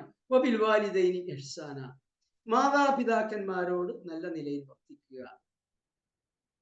വലാ തഖ്തുലു ഔലാദകും മിൻ ഇംലാഖ്, ദാരിദ്ര്യ ഭയത്താൽ നിങ്ങൾ കുഞ്ഞുങ്ങളെ കൊന്നുകളയാതിരിക്കുക. ദാരിദ്ര്യ ഭയത്താൽ കൊന്നുകളയാതിരിക്കുക എന്ന് പറയുമ്പോൾ കുട്ടികൾ ജനിച്ച ശേഷം കൊല്ലുന്നത് മാത്രമല്ല ഇവിടെ ഉദ്ദേശിക്കപ്പെടുന്നത്. തഫ്സീറിൽ ആ കാര്യം പറഞ്ഞിട്ടുണ്ട്. ഇപ്പൊ പുതിയ ടെക്നോളജി ഉപയോഗപ്പെടുത്തിക്കൊണ്ട് ഗർഭാശയത്തിൽ വെച്ച് തന്നെ അതങ്ങ് അവസാനിപ്പിക്കുകയാണ്. ഇതും വലാ തഖ്തുലു ഔലാദകും ഖശ്യത ഇംലാഖ്, നിങ്ങൾ ദാരിദ്ര്യം ഭയന്നുകൊണ്ട് കുഞ്ഞുങ്ങളെ കൊല്ലാൻ പാടില്ല എന്ന അള്ളാഹുവിന്റെ ഈ കൽപ്പനയിൽ പെട്ടതാണ് എന്ന് മുഫസ്സിരീങ്ങൾ വിവരിച്ചിട്ടുണ്ട്. ദാരിദ്ര്യം എന്ന് പറയുമ്പോൾ ഇക്കാലത്ത് ഈ കുഞ്ഞുങ്ങൾ ഉണ്ടാകുന്നതിനെ കുറിച്ച് പറയുമ്പോൾ, അല്ലെങ്കിൽ കുഞ്ഞുങ്ങൾ കൂടുതൽ ഉണ്ടാകുന്നതാണ് ബർക്കത്ത് എന്ന് ഹദീസുകൾ ഉദ്ധരിച്ച് പറയുമ്പോൾ, മുസ്ലിങ്ങളിൽ തന്നെ പെട്ട പലരും പറയാറുള്ള സംഗതി എന്താ വെച്ചാല്, ഇക്കാലത്ത് കുട്ടികളെ പഠിപ്പിക്കാൻ എത്ര പാട്, എത്ര ലക്ഷം വേണം എന്നൊക്കെ തുടങ്ങിയിട്ട് കുട്ടികളെ വിദ്യാഭ്യാസം ചെയ്യിക്കുന്നതിനെ കുറിച്ചാണ് പറയുക. അതുകൂടി ഉൾക്കൊള്ളുന്നതാണ് ഇവിടെ അല്ലാഹു തആല ഇവിടെ പ്രയോഗിച്ചിട്ടുള്ള പദപ്രയോഗം. അവരുടെ ഭക്ഷണം, വസ്ത്രം, പാർപ്പിടം, ചികിത്സ, വിദ്യാഭ്യാസം ഇത്യാദി കാര്യങ്ങളെല്ലാം അവർക്ക് അത് കൊടുക്കാൻ സാധിക്കുകയില്ല, അവരെ പോറ്റി വളർത്തി വലുതാക്കാൻ സാധിക്കുകയില്ല എന്ന് ഭയപ്പെട്ടുകൊണ്ട് നിങ്ങൾ കുഞ്ഞുങ്ങളെ കൊല്ലാൻ പാടില്ല.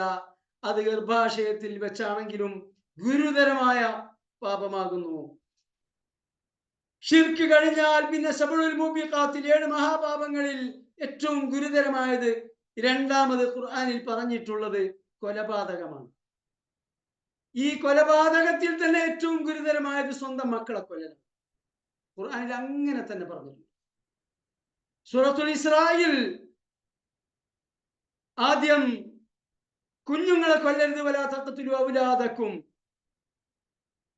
നഹ്നു നർസുഖുഹും വഇയ്യാകും, അവർക്കും നിങ്ങൾക്കും ആഹാരം നൽകുന്നത് നാമാണ്. നിങ്ങൾ ജനിക്കുമ്പോൾ നിങ്ങൾക്ക് ആവശ്യമുള്ള റിസ്ക് തോളിലേറ്റിയിട്ടല്ല മാതാവിന്റെ ഗർഭാശയത്തിൽ നിന്ന് ഇവിടെ ഭൂജാതരായിട്ടുള്ളത്, നാമാണ് നിങ്ങൾക്ക് റിസ്ക് നൽകിയത് എന്നതുപോലെ നഹ്നു നർസുഖുഹും വഇയ്യാകും, നിങ്ങൾക്കും അവർക്കും നാമാണ് റിസ്ക് നൽകുക. വിശുദ്ധ ഖുർആനിൽ അക്കാര്യം അനവധി ആയത്തുകളിൽ പറഞ്ഞിട്ടുണ്ട്. വമാ മിൻ ദാബത്തിൻ ഫിൽ അർളി ഇല്ലാ അലല്ലാഹി റിസ്ഖുഹാ, ഈ ഭൂമുഖത്ത് ഒരു ജീവിയുമില്ല, മനുഷ്യന്റെ കാര്യം മാത്രമല്ല, ഒരു ഏകകോശ ജീവിയായ അമീബ മുതൽ ഏറ്റവും വലിയ ജീവികളായ ആനയും തിമിംഗലവും ഉൾപ്പെടെ എല്ലാവരും വമാമിൻ ദാബത്തിൻ ഫിൽ അർദ്, ഭൂമിയിൽ ഒരു ജീവിയുമില്ല ഇല്ലാ അലല്ലാഹി റിസ്ഖുഹാ, അവയുടെ റിസ്ഖിന്റെ ഉത്തരവാദിത്തം അല്ലാഹു തആല ഏറ്റെടുത്തിട്ടില്ല. അല്ലാതെ അല്ലാഹു തആല റിസ്ഖ് കൊടുക്കാനുള്ള ഉത്തരവാദിത്തം ഏറ്റുകൊണ്ടാണ് അല്ലാഹു തആല സൃഷ്ടി പ്രക്രിയ നടത്തുന്നത്. അക്കാര്യം നമുക്കൊക്കെ ഒന്നും കൂടെ യഖീൻ നൽകാൻ വേണ്ടി അല്ലാഹു തആല ഖുർആനിൽ പറഞ്ഞു, ഇന്നല്ലാഹ ഹുവർ റസ്സാഖു ദുൽ ഖുവ്വത്തുൽ മതീൻ. അല്ലാഹു തആല അവനാകുന്നു റസ്സാഖ്, അവനാണ് റിസ്ക് നൽകുന്നവൻ. റിസ്ക് എന്നാൽ ആഹാരം മാത്രമല്ല. ഖുർആനിൽ പറഞ്ഞിട്ടുള്ളത് മനുഷ്യന് ഇവിടെ ജീവിക്കാൻ ആവശ്യമായ ഭക്ഷണം, വസ്ത്രം, പാർപ്പിടം, ചികിത്സ, വിദ്യാഭ്യാസം, എന്തൊക്കെ വേണോ, ഭവനം, എല്ലാം അല്ലാഹു തആലാന്റെ റിസ്കാണ്. ഈ ഇന്നല്ലാഹ ഹുവർ റസ്സാഖ്, അല്ലാഹു ആകുന്നു റസ്സാഖ്, നൽകുന്നവൻ. ദുൽ ഖുവ്വത്തുൽ മതീൻ, അങ്ങേയറ്റത്തെ ശക്തനും ബലിഷ്ഠനുമാകുന്നു അല്ലാഹു തആല. അപ്പൊ നിങ്ങൾക്ക് ആഹാരം നൽകാൻ സാധിക്കുകയില്ല, പോറ്റാൻ കഴിയുകയില്ല എന്നതിന്റെ പേരിൽ നിങ്ങൾ മക്കളെ ജനിക്കാൻ അനുവദിക്കാതിരിക്കരുത്, മക്കളെ കൊല്ലരുത്. ഇതാണ് മുഹ്കമാത്ത്. നഹ്നു നർസുഖുകും വയ്യാഹും, ഇവിടെയും പറഞ്ഞിട്ടുണ്ട്. സൂറത്ത് അൻആം 181-ാമത്തെ ആയത്തില് നാം ആണ് അവർക്കും നിങ്ങൾക്കും ആഹാരം നൽകുന്നത്. വലാ തഖറബുൽ ഫവാഹിഷ മാ ളഹറ മിൻഹാ വമാ ബത്തൻ, മ്ലേച്ഛവൃത്തികൾ പ്രത്യക്ഷമാവട്ടെ പരോക്ഷമാകട്ടെ അതിലേക്ക് നിങ്ങൾ അടുക്കുക പോലും ചെയ്യരുത്. മ്ലേച്ഛവൃത്തി എന്ന് പറയുമ്പോൾ മുഖ്യമായും ഉദ്ദേശിക്കപ്പെടുന്നത് സ്ത്രീ പുരുഷ ബന്ധങ്ങളും അതുമായി ബന്ധപ്പെട്ട കാര്യങ്ങളുമാണ്. അത് പ്രത്യക്ഷമാവട്ടെ പരോക്ഷമാവട്ടെ അങ്ങനെയുള്ള യാതൊരു മ്ലേച്ഛ കാര്യങ്ങളിലേക്കും നിങ്ങൾ അടുക്കരുത്, ചെയ്യരുത് എന്നല്ല.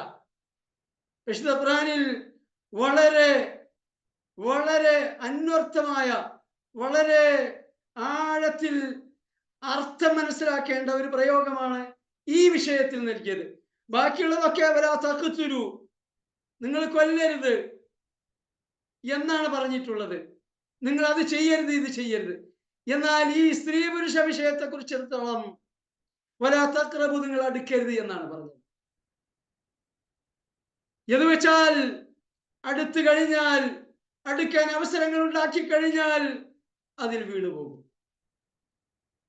ഇതേ പ്രയോഗമാണ് സ്വർഗത്തിൽ ആദം നബി അലൈഹിസ്സലാമിനെയും ഭാര്യയെയും സ്വർഗത്തിൽ താമസിപ്പിച്ചിട്ട് സ്വർഗത്തിലെ എല്ലാ അനുഗ്രഹങ്ങളും നിങ്ങൾ അനുഭവിച്ചു കൊള്ളുക എന്ന് അല്ലാഹു തആല പറഞ്ഞു. വലാ തഖ്റബു ഹാദിഹി ഷജറ, ഈ വൃക്ഷത്തെ കൊള്ള അടുക്കരുത് എന്നാണ് പറഞ്ഞത്. അടുത്തു കഴിഞ്ഞാൽ വീണുപോകും എന്നതുപോലെയാണ് ഈ സ്ത്രീ പുരുഷ വിഷയത്തിൽ. അവർ സ്വതന്ത്രമായി ഇടപെടാൻ പാടില്ല, സ്വതന്ത്രമായി മിങ്കിൾ ചെയ്യാൻ പാടില്ല. അതുപോലെ തന്നെ അന്യ സ്ത്രീ പുരുഷന്മാർ ഒരിടത്ത് മഹറമിന്റെ അഭാവത്തിൽ ഒരുമിച്ചിരിക്കാൻ പാടില്ല. ഞാന് എൻ്റെ മകളെയും മരുമകളെയും ഡ്രൈവിംഗ് പഠിപ്പിക്കാൻ വേണ്ടിയിട്ട് സ്കൂളിൽ ചേർക്കാൻ വേണ്ടിയിട്ട് ബന്ധപ്പെട്ടു. അപ്പൊ ഒരാഴ്ചൻ്റെ ഉള്ളിലുള്ള സംഭവം. അപ്പോ ഞാൻ വിളിച്ച് ചോദിക്കും, അവിടെ ടീച്ചർമാര് സ്ത്രീകളുണ്ടോ, സ്ത്രീകളാണോ? അതെ, 4 ടീച്ചർമാരുണ്ട് എന്ന് പറഞ്ഞു ഒരു സ്കൂള്. ശരി, അവിടെ കൊണ്ടേ ചേർത്ത്, 2 ആളെയും ചേർത്തു. അങ്ങനെ ആദ്യം ട്രാക്ക് ക്ലാസ്സാണ്. ട്രാക്ക് ക്ലാസ് എന്നതിനകത്തുള്ള പാർക്കിങ്ങും മറ്റും മറിച്ചുമൊക്കെ. അങ്ങനെ ഞാൻ കൊണ്ട് ഇറക്കി കൊണ്ട് പോന്നു. നോക്കുമ്പോ ടീച്ചറല്ല, ആണാണ്. ഇതൊക്കെ കേട്ടാൽ നിങ്ങളൊക്കെ ചിരിക്കും, നിങ്ങളൊക്കെ എന്നെ ഒരു പോയത്തക്കാരനായിട്ട് വിധി എഴുതും. അത് ഞാൻ നോക്കുന്നില്ല, ഞാൻ മൈൻഡ് ചെയ്യുന്നില്ല. ഞാൻ ചെന്നിട്ട് പറഞ്ഞു, അങ്ങോട്ട് അവിടെ ചെന്ന് പറഞ്ഞു, ഞാൻ ഓഫീസിൽ വിളിച്ചു, നിങ്ങളിങ്ങനെ സ്ത്രീ ടീച്ചർമാരാണെന്ന് പറഞ്ഞിട്ടാണ് ഞാൻ ചേർത്തത്, ഇപ്പൊ അവിടെ പഠിപ്പിക്കുന്നത് ഒരാണാണല്ലോ. അത് പറഞ്ഞെന്ന് പിന്നെ ടീച്ചർമാര് പിന്നെ ലീവ് ആയതുകൊണ്ട് സംഭവിച്ചതാണ്. ഞാൻ പറഞ്ഞു, ഇത് ഫസ്റ്റ് ആൻഡ് ലാസ്റ്റ് ആയിരിക്കണം, ഫസ്റ്റ് ആൻഡ് ലാസ്റ്റ്, മേലാൽ ഇത് ആവർത്തിക്കാൻ പാടില്ല, അതോടുകൂടി ഞാൻ പരിപാടി നിർത്തുന്നു. അങ്ങനെ പിന്നെ പിറ്റേന്ന് മുതൽ ടീച്ചർ. ആ സമയത്ത് വേറെ പെണ്ണുങ്ങളുണ്ട് അവിടെ, അവരൊക്കെ ഈ ആണുങ്ങളെ കൂടെ തന്നെയാണ്. നബി സല്ലല്ലാഹു അലൈഹി വസല്ലം പറഞ്ഞു, രണ്ട് അന്യ സ്ത്രീ പുരുഷന്മാർ ഒരിടത്ത് ഒരുമിച്ച് കൂടുകയില്ല, മൂന്നാമത് അവിടെ പിശാചില്ലാതെ. നബി സല്ലല്ലാഹു അലൈഹി വസല്ലമയുടെ കൽപ്പനയാണ്.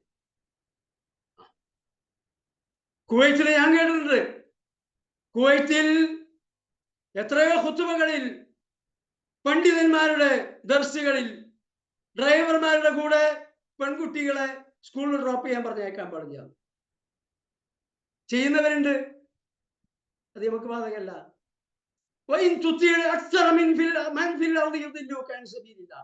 അല്ലാഹു തആല പറഞ്ഞതാണ്. ഭൂരിപക്ഷം ലോകത്തുള്ള ജനങ്ങളെ ഭൂരിപക്ഷം നിങ്ങൾ അവര് ചെയ്യുന്നത് പോലെ നിങ്ങൾ ചെയ്യണമെങ്കിൽ ഭൂമിയിലുള്ള അധിക പേരെയും നിങ്ങൾ പിന്തുടരുകയാണെങ്കിൽ അള്ളാഹുവിന്റെ മാർഗത്തിൽ നിന്ന് അവർ നിങ്ങളെ തെറ്റിക്കുന്നതാണ്. അപ്പൊ അവര് ചെയ്തു, ഇവര് ചെയ്തു, അവരങ്ങനെയല്ലേ, അവരിങ്ങനെയല്ലേ, അവരങ്ങോട്ട് പഠിപ്പിക്കാൻ വേണ്ടിയിട്ട് പിന്നെ യൂറോപ്പിക്ക് പോകുന്നില്ലേ, അവിടെ പോയിട്ടല്ലേ PG കഴിഞ്ഞ് വന്നത്. ഇതൊന്നും നമുക്ക് ബാധകമല്ല. നമുക്ക് ബാധകമായത് നമ്മുടെ ഗൈഡൻസ് ഈ പരിശുദ്ധ വേദഗ്രന്ഥമാണ്. പെൺകുട്ടികളെ പറഞ്ഞേക്കാം, രാവിലെ പോയിട്ട് അന്തിമയങ്ങും മുൻപ് തിരിച്ചു വരാവുന്ന യാത്ര നബി സല്ലല്ലാഹു അലൈഹി വസല്ലം വ്യക്തമായി പറഞ്ഞതാണ്. ഒരു രാവും പകലും ദൈർഘ്യമുള്ള യാത്ര ഒരു മൂമിനത്തായ സ്ത്രീക്ക് ഒരു മഹ്റമിന്റെ കൂടെ അല്ലാതെ ജായിസല്ല.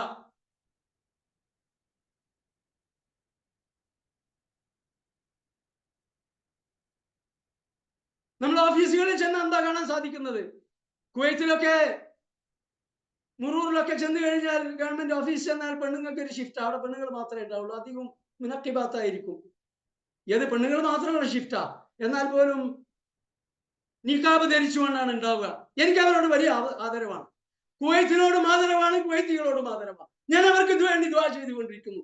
ഈ പച്ച പരിഷ്കാരികളുടെ കാലഘട്ടത്തിൽ പോലും ഒരു വിഭാഗമെങ്കിലും അല്ലാഹു സുബ്ഹാനഹു വ തആലയുടെ കിതാബും സുന്നത്തും ജീവിപ്പിച്ചുകൊണ്ട് ഇവിടെ ജീവിക്കുന്നുണ്ടല്ലോ. നാമും ഫോളോ ചെയ്യേണ്ടത് അതാണ്.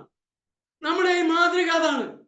അങ്ങനെ ആക്കാൻ സാധിക്കുമെങ്കിൽ, ആകാൻ സാധിക്കുമെങ്കിൽ, ജീവിക്കാൻ സാധിക്കുമെങ്കിൽ അതിനാണ് നാം പരിശ്രമിക്കേണ്ടത്. അതിനു വേണ്ടിയാണ് നാം നിലകൊള്ളേണ്ടത്, അല്ലാതെ ലോകത്തുള്ളവരെയല്ല. ഖുർആനിൽ അക്സറുഹും, അവരിൽ അധികവും എന്ന് പറഞ്ഞ ആയത്തുകളൊക്കെ ശേഷം പറയുന്നത് അക്സറുഹുൽ ഫാസിഖൂൻ, അവരിൽ അധികവും തെമ്മാടികളാണ്. അക്സറുഹും ലാ യഅലമൂൻ, അവരിൽ അധികവും വിവരം കെട്ടവരാണ്. അക്സറുഹുൽ ജാഹിലൂൻ, അധികവും വിഡ്ഢികളാണ് എന്നൊക്കെയാണ്. എന്നാൽ ഖലീൽ, കുറച്ച് എന്ന് ഖുർആനിൽ പറഞ്ഞെടുത്ത് വമാ ആമന മഅഹു ഇല്ലാ ഖലീൽ, ആ പ്രവാചകനോടൊപ്പം വളരെ കുറച്ച് പേർ മാത്രമേ മുഅ്മിനീങ്ങളായുള്ളൂ.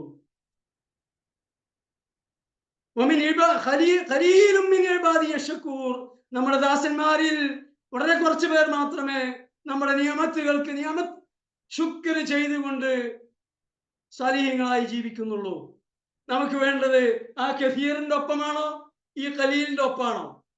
ആ കസീറിന്റെ ഒപ്പമാണെങ്കിൽ നാളെ ജഹന്നമിലാണ് ഭൂരിപക്ഷം. ജഹന്നമിൽ അങ്ങോട്ട് പോകേണ്ടി വരും. ഖലീൽ കുറച്ചു പേര് മാത്രമേ സ്വർഗത്തിൽ ഉണ്ടാവുള്ളൂ. ആ സ്വർഗത്തിലുള്ള ഖലീലിന്റെ കൂടെ പോകണമെങ്കിൽ നാം അവരങ്ങനെ ചെയ്യുന്നു, ഇവരങ്ങനെ ചെയ്യുന്നു, ഇത് നോക്കാൻ പാടില്ല. അപ്പൊ വലാ തഖ്റബു എന്നാണ് ഖുർആനിലുള്ള പരാമർശം. സ്വതന്ത്രമായി ചാറ്റ് ചെയ്യുക, സ്വതന്ത്രമായി ഫോൺ ചെയ്യുക, സ്വതന്ത്രമായി യാത്ര ചെയ്യുക, ക്യാമ്പസിൽ ഇങ്ങനെ മിങ്കിള് ചെയ്തിട്ട് ഇങ്ങനെ ആടിപ്പാടി തോളിൽ കൈയിട്ട് നടക്കുക. വലാ തഖ്റബു, അടുക്കാൻ പാടില്ല എന്നാ പറഞ്ഞത്. അടുത്തു കഴിഞ്ഞാൽ വീണുപോകും. നമ്മുടെ കൂട്ടത്തിൽ തന്നെയുള്ള പല രക്ഷിതാക്കളും ഈ വിഷയങ്ങളിലൊക്കെ അടിപറ്റിയിട്ടാണ് ഉള്ളത്. പറ്റാൻ കാരണം ഈ കൽപ്പനകൾ ഫോളോ ചെയ്യാതിരുന്നതാണ്. നമുക്കത് പറ്റാതിരിക്കണമെങ്കിൽ, നമുക്ക് കൈ കടിക്കാൻ ദുനിയാവിലും ആഖിറത്തിലും ഹേതുകമാകാതിരിക്കണമെങ്കിൽ ഈ പരിശുദ്ധ ഖുർആനിലെ കൽപ്പനകൾ മുഹ്കമാത്താണ്, ഒരു സംശയവുമില്ല. തിരിയായികയില്ല, ആർക്കും മനസ്സിലാകുന്നതാണ്. അത് ഫോളോ ചെയ്യാൻ നാം തയ്യാറാകണം. ഇനി എന്താണ്?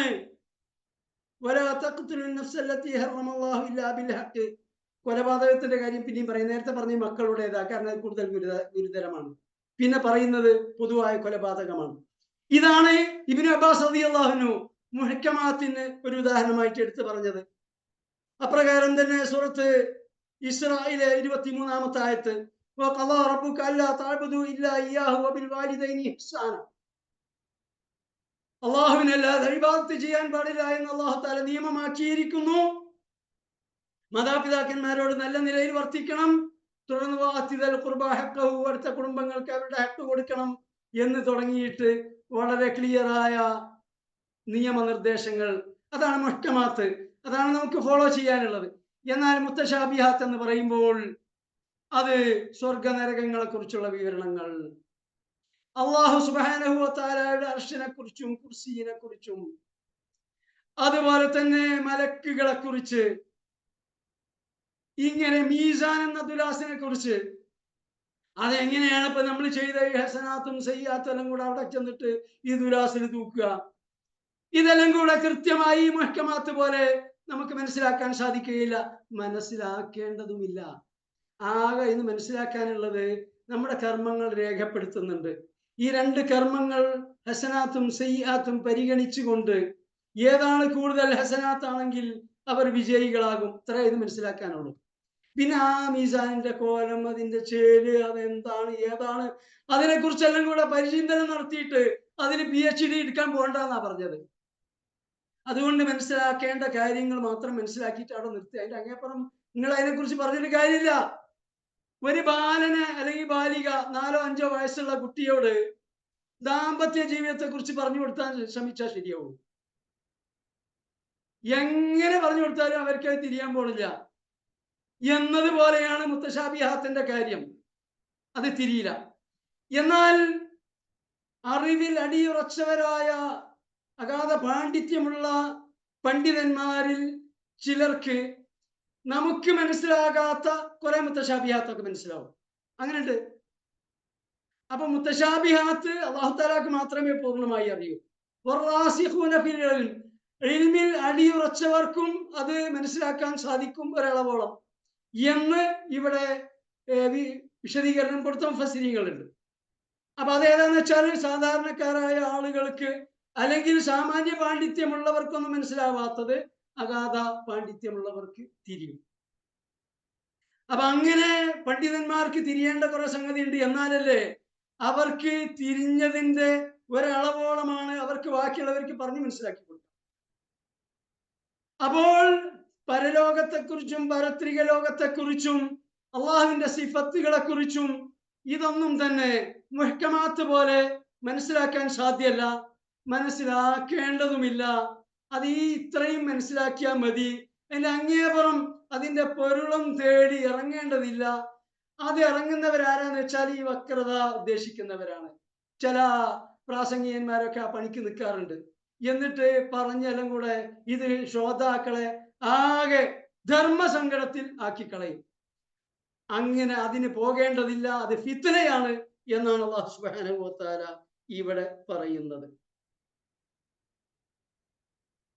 എന്നാൽ മുഅ്മിനീങ്ങളായ ആളുകള് അവര് പറയും ആമന്നാ ബിഹി, ഞങ്ങൾ അതിൽ വിശ്വസിച്ചിരിക്കുന്നു. മുഹ്കമാത്തിലും വിശ്വസിച്ചിരിക്കുന്നു, മുത്തശാബിഹാത്തിലും വിശ്വസിച്ചിരിക്കുന്നു. കുല്ലു മിൻ ഇൻദി റബ്ബിന, എല്ലാം നമ്മുടെ റബ്ബിന്റെ ഭാഗത്ത് നിന്നുള്ളതാണ്, അല്ലാഹു തആല അവതരിപ്പിച്ചതാണ്.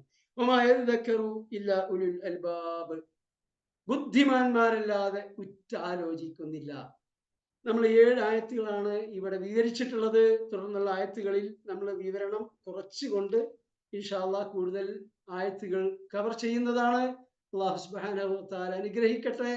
അല്ലാഹു തആല പരിശുദ്ധ ഖുർആൻ അത് പഠിക്കുകയും അതിലുള്ള മുഹ്കമാത്ത് പ്രകാരം അമൽ ചെയ്യുകയും അതിലുള്ള മുത്തശാബിഹാത്ത് അതേ രൂപത്തിൽ ഉൾക്കൊണ്ടുകൊണ്ട് ഇതെല്ലാം അല്ലാഹു തആല അവതരിപ്പിച്ചതാണ് എന്ന അടിസ്ഥാനത്തിൽ വിശ്വസിച്ചുകൊണ്ട് ഈ ഖുർആനിൽ നിന്നുള്ള സന്മാർഗം സ്വീകരിച്ചുകൊണ്ട് നാളെ വിജയികളായിത്തീരുന്ന സജ്ജനങ്ങളുടെ കൂട്ടത്തിൽ നമ്മെ ഉൾപ്പെടുത്തി അനുഗ്രഹിക്കുമാറാകട്ടെ.